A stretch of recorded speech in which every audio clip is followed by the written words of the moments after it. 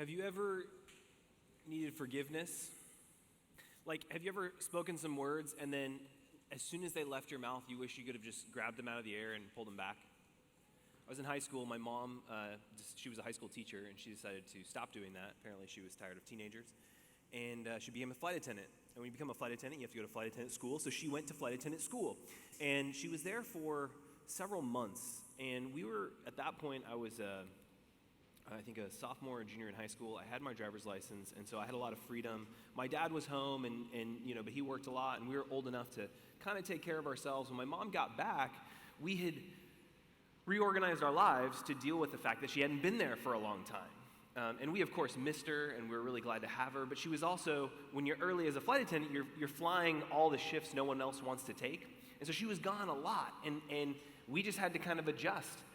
And at one point, it got to this point where we had some conflict because of this, right? And, I was 17, so I knew everything. And I tried to sit down and explain to my parents. We had a family meeting, explain how misunderstood, how they just didn't get it, right? That they needed to understand where I was coming from, that, their rules and their restrictions and their whatever were a problem, and they just, parents, amateurs at life, right? So I sat down and we met with them and we're talking, and these words came out of my mouth, and to this day, to my shame, I just wish I had never said them.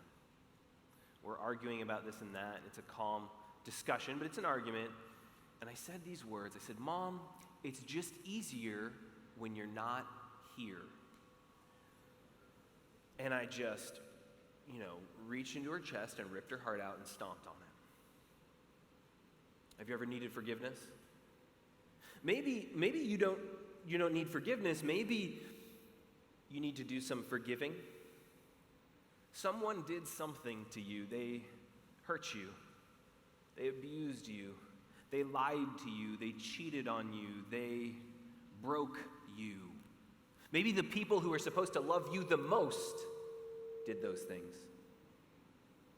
I don't know if you need to get some forgiveness or give some forgiveness, but that's the text that we're in this morning, Luke chapter 15. Now, I promised you yesterday that I wasn't going to try to just explain the parables to you. I promised you that I wouldn't spoon feed you, that I wouldn't treat you like children. I wasn't going to just try to explain every detail, but I was going to give you some detail, some context, so that you can understand what's going on in these texts. And that's what I want to do this morning. So I want to spend most of our time talking about right here in chapter 15, verse 1.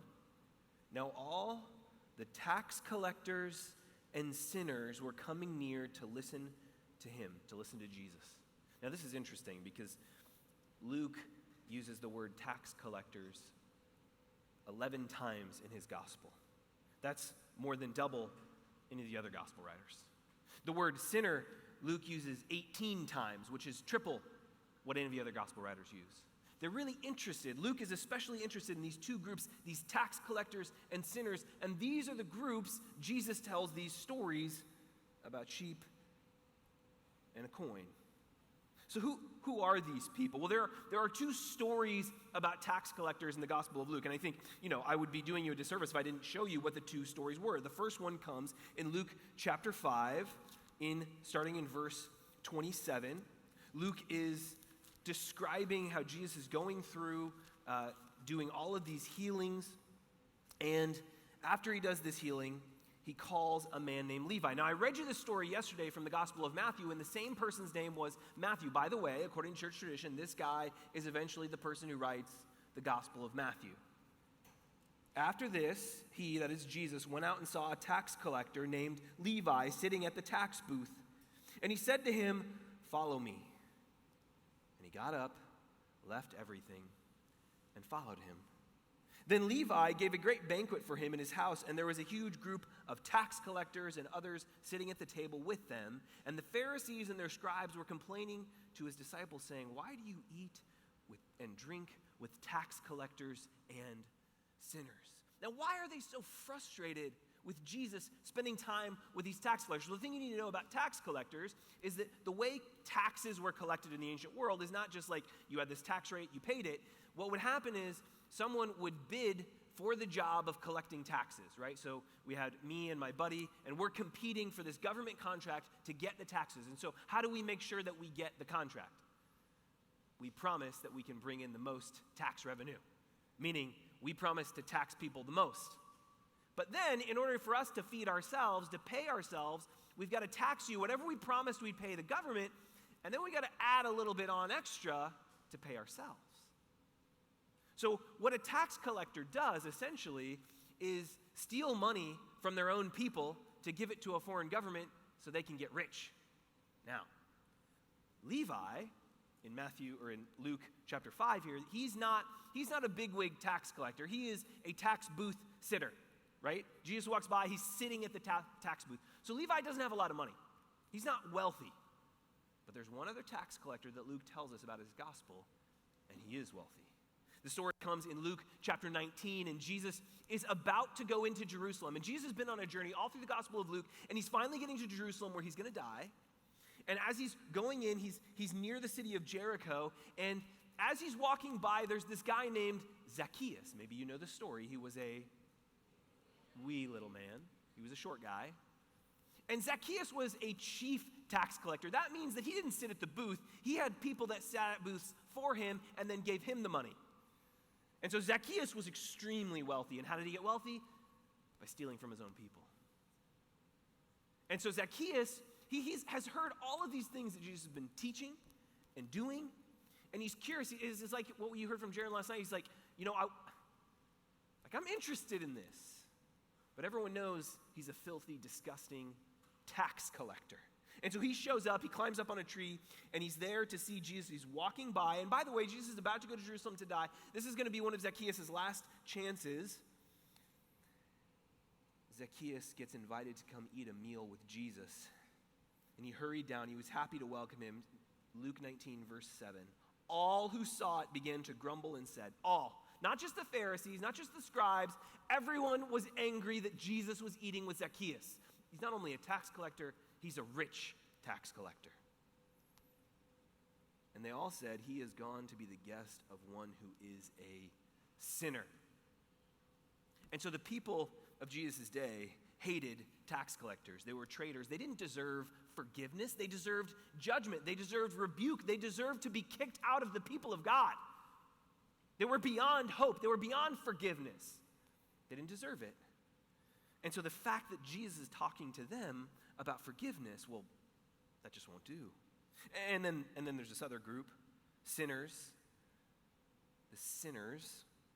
There are 4 images for sin that get used in the Bible. The first one is sin as a burden, a weight that you cannot carry. You see this especially in Leviticus chapter 16, which describes the ritual by which the people of God would expunge and deal with their sins one day a year, on the Day of Atonement. And on this day, this is what would happen. Aaron, the high priest, shall lay both of his hands on the head of a live goat and confess over it all the iniquities of the people of Israel and all their transgressions, all their sins, putting them on the head of the goat and sending it away into the wilderness by means of someone designated for the task. The goat shall bear, shall carry, shall lift up the weight that the people cannot to a barren region, and shall be set free in the wilderness. You have this burden, this heaviness, this thing, that you don't want anyone to know, that holds you down, that you're terrified someone might find out about. And it's like, it literally feels like a weight on your chest that you cannot lift. It's one image for sin.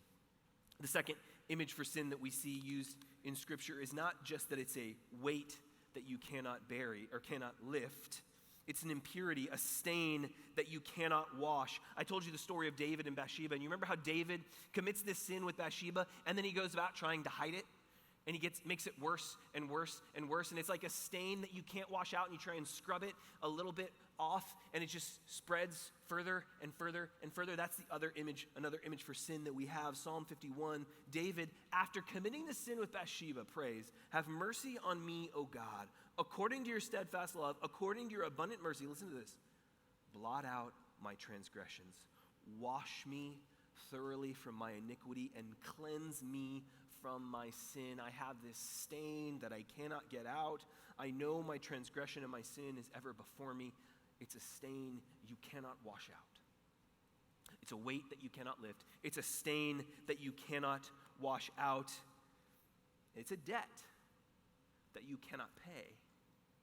When Jesus teaches his disciples to pray in Matthew chapter 6, one of the things that he says in that prayer, in verse 12, forgive us our debts as we forgive also our debtors.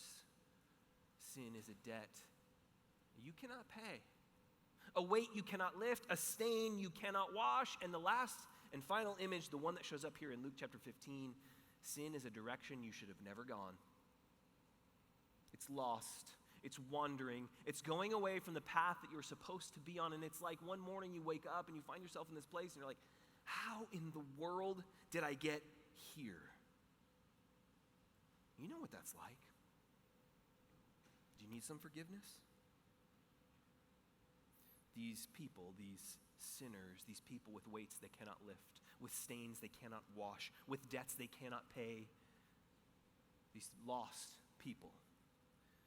These are the people Jesus tells these stories to.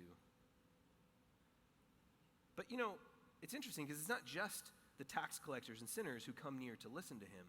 I mean, they're there, and that's who Jesus is talking to, but there's another group here, one that we often kind of give a bad rap to. This is the Pharisees. And the Pharisees, they get a bad rap. We think they're the bad guys, but you know what? The Pharisees, they know the truth. They know these people are sinners. They know these people deserve to die. This word for lost that shows up in Luke chapter 15, it's used 27 times in Luke's gospel. 8 of the 27 are right here in Luke chapter 15. And it's used elsewhere, not just to describe lost people, but to describe things that are dead. So in Luke chapter 8, when the disciples go in this boat with Jesus and there's a big rainstorm that comes up, and the disciples, these are trained fishermen, the storm is so bad they think they're going to die, and so they go to Jesus, and he's asleep in the boat because he's Jesus, and they wake him up, and they're like, Jesus, you got to help us because we are dying. That word dying there, same word for lost in Luke 15. In Luke chapter 13, there's this event described where a tower falls on a bunch of people and crushes and kills them, destroys them. That word for destroy, same word in Luke 15 for lost. Luke chapter 17, when it talks about this people dying in a flood, they perish, same word for lost in Luke chapter 15. You see, the Pharisees know that these sinners deserve to die. And Jesus doesn't think that they're wrong. Look at what he says about them in Matthew 23. Jesus is teaching the crowds. He said to the crowds and to his disciples, the scribes and the Pharisees, they sit on Moses' seat. Therefore, do whatever they teach you and follow it. The Pharisees are correct in their teaching. They know the truth, but do not do as they do, for they do not practice what they teach. They know the truth, they just don't live the truth. It's these Pharisees that are hearing this story about lost sheep and a lost coin. And what is it that the Pharisees disagree with Jesus? Because Jesus says they're essentially right. And most of the time when Jesus has a disagreement, his position, his reading of the text of the Old Testament is very similar to the Pharisees. So what's the issue? Why are they so opposed to Jesus? The issue is they consistently get frustrated at the fact that Jesus wants to offer forgiveness to people who do not deserve it. Luke chapter 5, Jesus is doing all these healings, and there's this paralytic, there's this guy who cannot walk, and he wants to get to Jesus to be healed, and he can't get to him because the house is so full, it's so packed, and so his friends carry him on a mat, they climb up on the roof, and they dig through the roof. Jesus is standing there teaching the people, and he sees this sort of dust is kind of falling in his eyes, and he looks up, and lower down through the roof is this guy on a mat who's been paralyzed, and what does Jesus say to him? Son, take up your... No, that's not what he says. He doesn't say get up and walk. He says your sins are forgiven. And the Pharisees around him, who is this that thinks he can forgive sins? Luke chapter 14, right before chapter 15, Jesus is in the house of a Pharisee eating a meal with him. Jesus eats meals with Pharisees too. And there's a man who shows up who has dropsy. That's this disease where your body holds water. And it's a Sabbath day, and they know the rules. They know the truth. You're not supposed to work on the Sabbath. And so they see Jesus, and they're wondering, what's he going to do? And what does Jesus do? He heals this man with dropsy. What does that look like? You think he pokes him and the water just, I don't know. He heals this guy with dropsy, and the Pharisees are enraged. Who does he think he is that he can do this on the Sabbath? These people do not deserve forgiveness. Is there anyone in your life that doesn't deserve forgiveness? Because Jesus tells some stories about lost things getting found and the joy that comes with it. Dead things, even. One last story. In Luke chapter 7, it's one of the most beautiful stories in all the Gospel of Luke. It only shows up in Luke. Matthew doesn't tell it, Mark doesn't tell it, John doesn't tell it. There's this woman, and she hears that Jesus is dining at a Pharisee's house. This is the only Pharisee we get the name of. His name is Simon. And Jesus is dining at Simon's house. They're having dinner. And this woman who is a sinner, the text says her sins are many. Let your imagination run wild with that. What did she do? Who did she do it with? For how long? The text just says that she is a sinner and that her sins are many. And she shows up to Simon's house because she is so desperate to be around Jesus. And she's sobbing and weeping, and she starts pouring ointment on Jesus' feet and washing his feet with her hair. I mean, she is dry, sobbing, just heaving, snot running down her nose, just so broken by her own need for forgiveness. And there are some people standing by, and what do they think? This woman does not deserve Jesus' forgiveness. Who does he think he is? Luke chapter 7, verse 47. Jesus says, I tell you, her sins, which were many, have been forgiven. Then he said to her, your sins are forgiven. And those who were at the table with him began to say among themselves, who is this that even forgives sins? Do you need some forgiveness? Or do you need to do some forgiving? Father, I pray today as we reflect on what it means to hear this story about a lost coin and about a lost sheep and what we hear tonight about a lost son, Lord, I pray that we would wrestle with our own question, our own need for forgiveness, our own need to forgive.